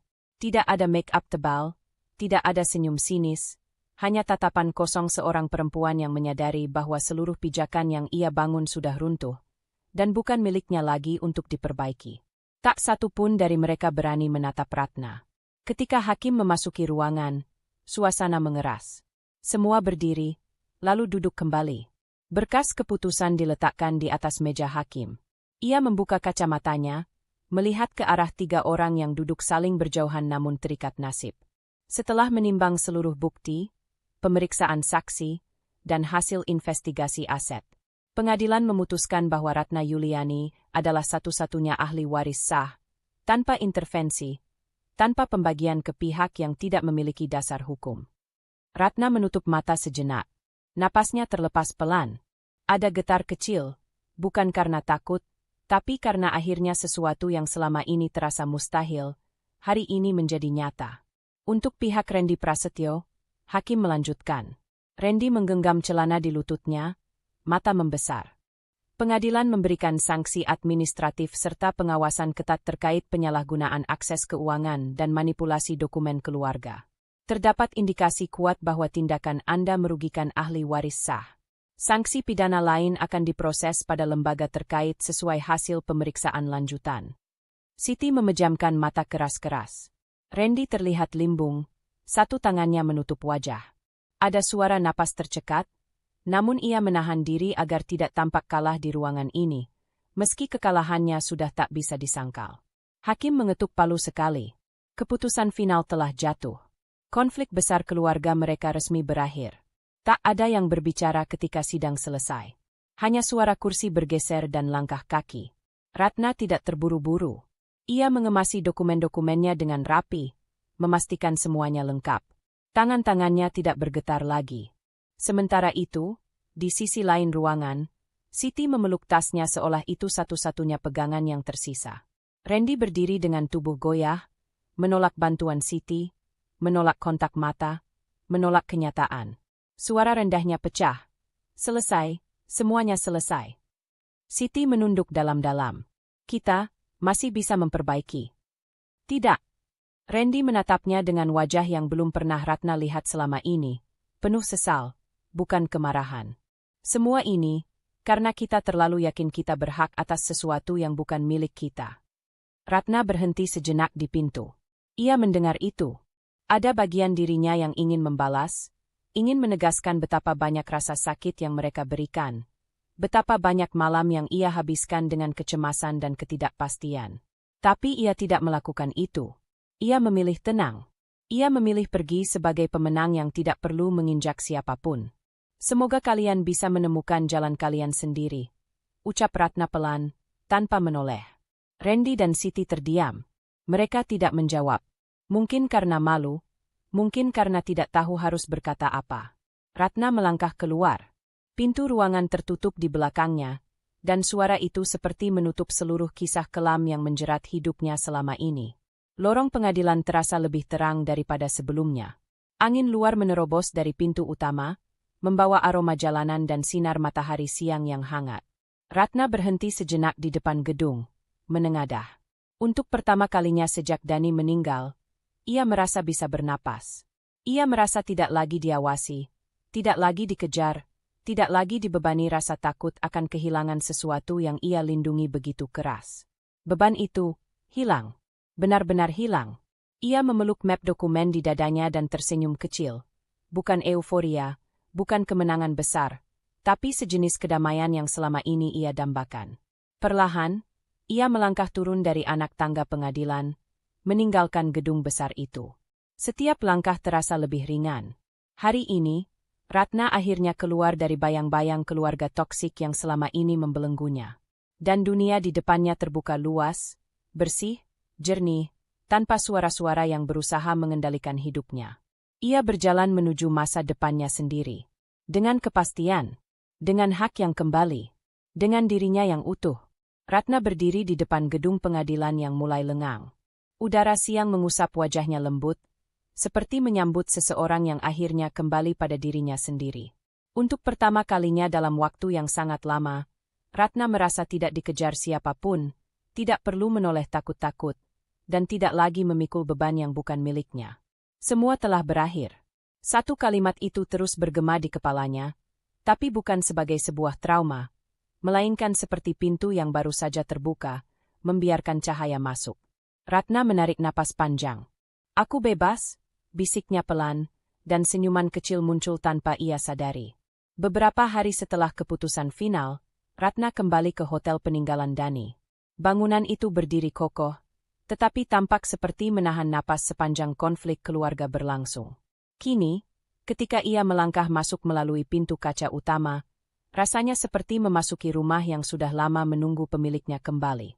Lobi tampak hangat, sofa krem, lantai marmer yang mengilap, aroma wangi segar dari diffuser yang biasanya hanya disetel oleh staf kebersihan.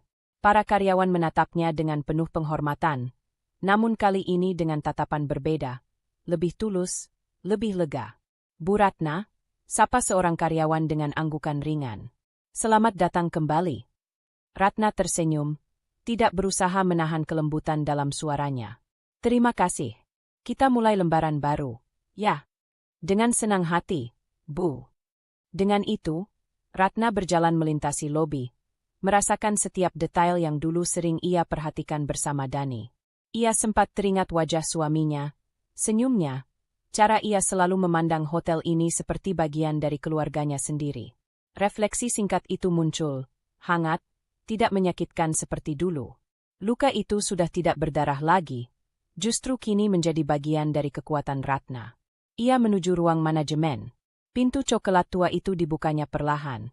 Ruangan itu masih sama, meja kerja Dani yang kini menjadi miliknya, rak-rak berisi dokumen, dan foto kecil mereka berdua di sudut meja. Ratna mendekat, mengambil bingkai foto itu dalam genggaman. "Aku melanjutkan apa yang kamu mulai, Dan," ujarnya lembut. "Tapi dengan caraku sendiri." Ia meletakkannya kembali, lebih kokoh, seolah menetapkan bahwa masa lalu dan masa kini akhirnya berdamai. Hari-hari berikutnya diisi dengan kerja keras, tetapi kali ini Ratna menjalaninya bukan dengan ketakutan, melainkan tekad. Ia mengatur ulang sistem operasional, menata kembali laporan keuangan yang sempat terhambat, dan berdiskusi dengan para manajer lama tanpa rasa diawasi atau diragukan. Tidak ada Randy yang tiba-tiba masuk sambil bersikap seakan hotel itu miliknya. Tidak ada Siti yang mengintervensi keputusan dengan cara halus namun menusuk. Tidak ada tekanan yang membuat Ratna merasa kecil. Kini, hanya ada dirinya, dan hotel yang terbangun kembali dari kekacauan. Dalam satu rapat, Ratna berdiri di depan para karyawan inti. Suaranya tegas namun hangat. "Kita sudah melewati masa sulit," katanya. "Tapi mulai hari ini, momentum kita berubah. Hotel ini bukan sekadar usaha milik keluarga Dani. Ini rumah semua orang yang bekerja dengan hati di dalamnya. Aku ingin kita melangkah bersama, menyusun ulang pondasi dengan lebih kuat, lebih jujur, dan lebih profesional." Para karyawan mengangguk. Tidak semua dari mereka tersenyum, tetapi Ratna bisa merasakan kelegaan yang menyatu dalam ruangan itu. Seseorang berkata pelan, "Kami sudah menunggu saat seperti ini." Ratna menahan napas, tersentuh. "Terima kasih, kalian semua." Waktu berjalan, rutinitas baru mulai terbentuk. Ratna datang pagi-pagi, memeriksa laporan, mengawasi pembaruan fasilitas, bahkan turun langsung mengecek beberapa kamar. Setiap langkahnya terasa lebih mantap, seolah lantai hotel ini benar-benar mendukungnya. Di sela kesibukan, ia belajar memberi waktu pada dirinya sendiri. Kadang ia duduk di balkon lantai 2 hotel sambil menikmati secangkir teh hangat, membiarkan angin sore menyapu rambutnya. Kadang ia membiarkan dirinya menangis kecil. Bukan karena sedih, tetapi karena rasa leganya begitu besar. Seperti langit yang akhirnya rontokkan hujan setelah menahannya terlalu lama. Kadang ia tertawa saat mengingat betapa ia dahulu sering meragukan kemampuan dirinya sendiri. "Siapa sangka aku bisa sejauh ini?" gumamnya pada suatu sore. Dan ia tahu, jauh di kepala, tidak ada bagian dirinya yang menyesal melangkah melewati badai kemarin. Luka itu membentuknya, membuatnya terlihat lebih tinggi di matanya sendiri. Suatu malam, Ratna keluar ke teras hotel. Lampu-lampu taman menyala lembut, menciptakan suasana yang tenang. Tidak ada tamu yang ribut, tidak ada suara pintu yang dibanting, tidak ada perasaan terancam. Langit gelap bertabur bintang, dan Ratna duduk di bangku panjang kayu, memandang ke atas. "Terima kasih," bisiknya pada dirinya sendiri, tanpa sadar. "Karena kamu bertahan." Angin malam terasa seperti sebuah pelukan yang lama ia tunggu. Ratna menarik napas dalam-dalam, merasakan kedamaian memenuhi rongga dadanya.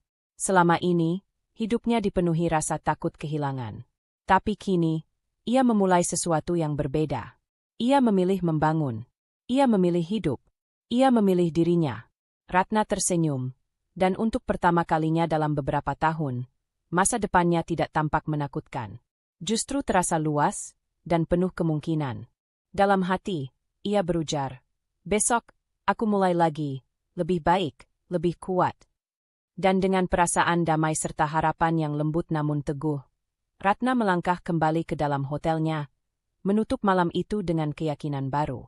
Hidupnya baru saja dimulai kembali. Dalam hidup, kita sering dipaksa kuat sebelum kita merasa siap. Namun kekuatan bukan datang dari tidak pernah jatuh. Kekuatan muncul ketika kita memilih bangkit, meski hati gemetar dan jalan di depan belum terlihat jelas. Ingatlah, hak kita layak diperjuangkan, batas kita layak dihormati, dan masa depan kita layak diperjuangkan oleh diri kita sendiri. Terima kasih sudah mengikuti cerita ini bersama saya. Semoga kalian selalu diberi keberanian untuk melangkah, bahkan ketika dunia mencoba menahan. Sampai jumpa di kisah berikutnya.